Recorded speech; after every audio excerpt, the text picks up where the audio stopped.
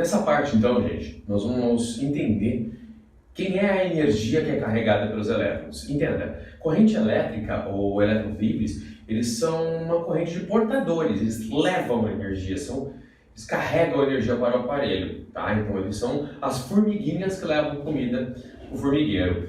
Quem é a energia? A energia nós chamamos ela de tensão elétrica, tá? Nós analisamos entre dois pontos uma diferença de potencial. Você deve ter ouvido falar já de DDP, né? Diferença de potenciais. Funciona da seguinte maneira, olha só. Tensão elétrica seria basicamente a seguinte ideia. A pilha tem um lado, que seria o lado maisinho, e o lado que é o menosinho, certo?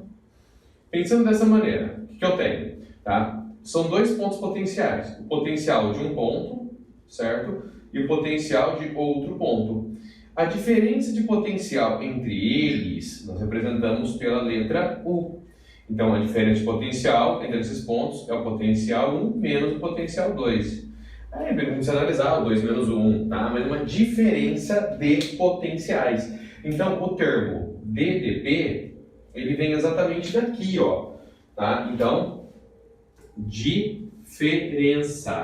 Então, diferença de potencial.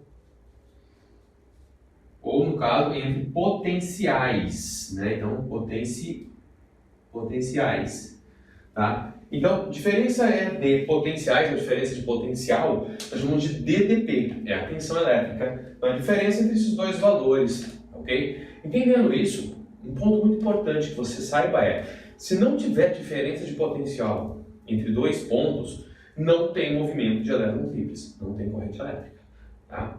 Agora nós entendemos que tem isso. Lembra que eu te falei na aula sobre sentido de corrente? Que os elétrons vão sempre do mais para o menos. Nesse caso, ele está saindo do mais, tá bom? Vai ficar se movimentando só dentro da pilha. Funciona da seguinte maneira. O meu elétron ele vai sair agora do mais, tá? Ele sai daqui com muita energia, tá? Então ele vem correndo, todo animado, forte, né? Muita energia. Aí ele vai todo naquele pique até o momento em que ele chega numa lâmpada, por exemplo. Aí a minha lâmpada acende, dá aquele brilho todo, nossa senhora, olha que coisa bonita. Ela consome essa energia, né? Transforma essa energia do elétron, de energia elétrica, em energia térmica e energia, nesse caso, luminosa. Tá? Ele transformou, lembra? A natureza navegando, nas pernas, tudo se transforma. Então se transformou. E o meu elétron, tadinho, ficou fraco, aflito. Então ele está voltando agora para a casinha, para a pilha, tá? Então, lá, passou exatamente aqui no bonitinho, ó, sentido da corrente, tá? Ele está vindo de volta, tá? Lembra que ele está cansado, aflito, sem força, sem energia, sem vontade de cantar uma bela canção. E aí ele chega então na pilha. O que a pilha faz para ele? Dá energia para ele, deixa ele forte de novo, deixa ele muito forte, né? E ele vai outra vez. Enquanto essa pilha, que no caso transforma energia química em energia elétrica, tiver condição de fazer essa transformação e fornecer energia para esse elétron, eles vão ficar movimentando-se e levando essa energia, tá? Quando não der mais conta, vai ficando fraca a pilha e ela para. No caso celular, vai acabando a bateria, que a gente recarrega e assim, ele faz isso várias vezes, talvez milhares de vezes, ok? Maravilha! O conceito, então, simplesmente diz que a tensão elétrica, representada pela letra U, nada mais é do que a quantidade de energia fornecida para cada carga elétrica. Então, cada carga que passa ali, ela ganha uma energia, tá? Em joules, sistema internacional. E essa energia é levada para o aparelho, simplesmente. Então, eu penso no seguinte, primeiro, unidade de medida. Carga é sempre dada no sistema internacional de medidas em Coulomb, tá? Energia vai ser dada para a gente no sistema também internacional de medidas por Joule. Juntando as duas, eu tenho joules por Coulomb, ou seja, energia para cada carga, que nós damos o nome, nesse caso, de volts. Então, eu tenho 110 volts, 120 volts. Entenda o que é isso, tá? Quando eu falar que eu tenho 110 volts, falando da diferença de potencial entre dois polos, tá? Entre A e B. Isso quer dizer que cada carga que passar ali, ela vai ganhar 110 joules de energia. Exemplo, eu falo que passou uma corrente de 1 ampere. Tradução, 1 coulomb por segundo, uma carga a cada 1 segundo. E cada carga que passar ali vai ganhar 110 joules de energia. Logo, se passar uma carga por segundo, a cada 1 segundo, eu levo 110 joules de energia para o aparelho. Ah, mas o meu aparelho estava escrito que ele funciona com 10 ampere. 10 ampere? 10 ampere. Então, a cada 1 segundo passam 10 cargas. E cada carga ganha 110 volts, 110 joules de energia. Tá? Então, 110 joules para cada carga. Se passaram 10 vezes 110, 1100. Isso quer dizer que uma corrente de 10 ampere, ligada numa tensão de 110 volts, a cada 1 segundo ele leva 1100 joules de energia para o seu aparelho. Essa energia vai ser utilizada para o aparelho, para a função que ele foi construído, mas também vai ter uma parte dissipada, aquecimento, enfim. Tudo isso já é computado. Tá? Se você entender um pouco melhor, agora na aula depois de geradores, receptores, a gente vai chegar nesse ponto, vamos falar sobre essa forma de utilização de energia. Mas vale lembrar que toda a energia transformada em calor é chamada também de efeito Joule.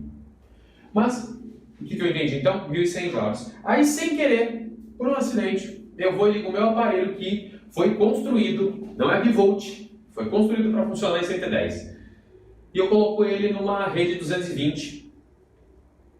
Você imagina que ele vai passar os mesmos 10 ampere, tá? Se antes 10 ampere em uma tensão de 110 volts, eu estava levando 110 vezes 10, 1100 joules de energia para o meu sistema.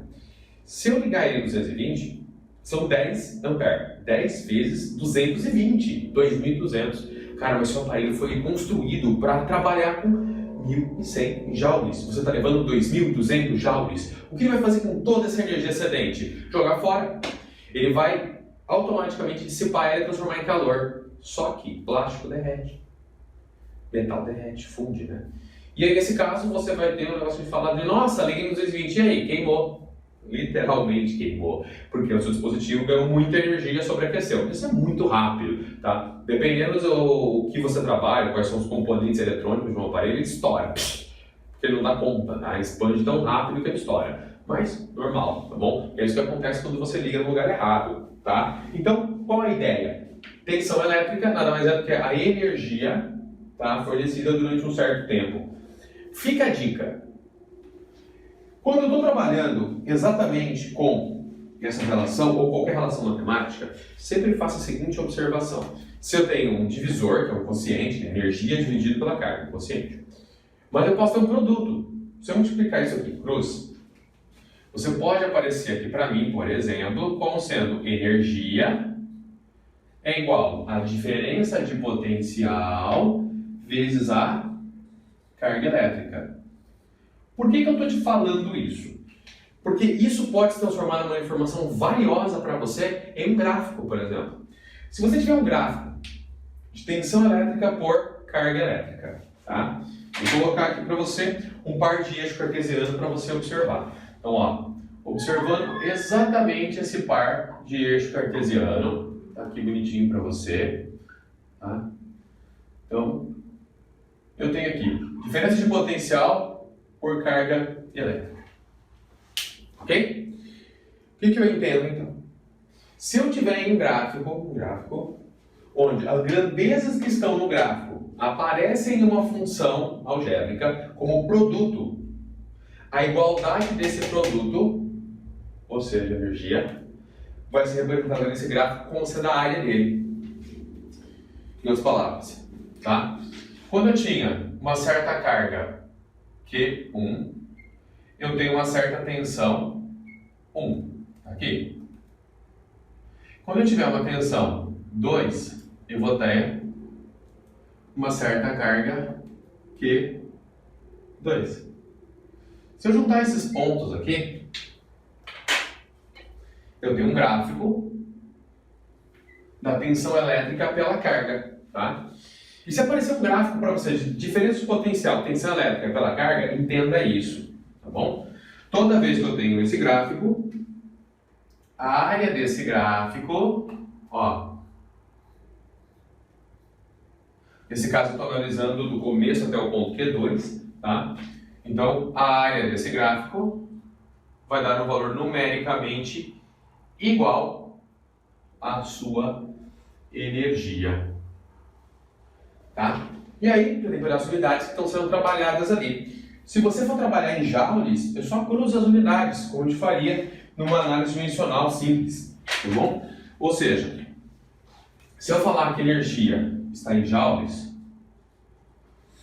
sistema internacional, isso quer dizer que obrigatoriamente a tua diferença de potencial tem que estar em volts e a tua carga elétrica tem que estar em coulomb. Se aparecer volts vezes coulomb, é a mesma coisa que joules, tá? Caso contrário, vamos dizer que apareça lá, por exemplo, sei lá, volts e a sua carga aparece em ampere-hora, que eu te falei anteriormente, que também é uma unidade de carga. Você vai deixar volts ampere-hora. Pronto. Você só não vai fazer a mudança e chamá-la de joule. É uma outra unidade. Assim como você também vai encontrar por aí outras unidades de energia. Vamos falar disso na próxima parte de potência, tá? Que é um dos mais conhecidos, seria o quilowatts-hora, que é uma unidade de energia. Na calorimetria usamos muito caloria, quilocaloria, muito comum, tá? Inclusive na calorimetria se usa muita potência como sendo calorias por minuto. É uma unidade também, tá valendo, tá? Ela só não tem aqueles nomes clássicos que a gente conhece, tá? Que nem energia, joule, tá? Ele é uma relação onde todas as funções devem estar em unidades de sistema internacional, ou pelo menos compatíveis a, tá? Essa é a ideia. Caso contrário, você tem sempre que adaptar a unidade. Sempre tenta entender a unidade, porque ela pode salvar a tua pele, principalmente quando você esquece as equações. Isso pode te levar a lembrar de uma função que você já fez, estava confuso, e aí você olha a unidade e você acaba chegando onde você precisa, ok? Então lembra, quem é a tensão elétrica? É a energia que vai ser levada pela corrente elétrica para o aparelho, tá? É isso que você tem que saber.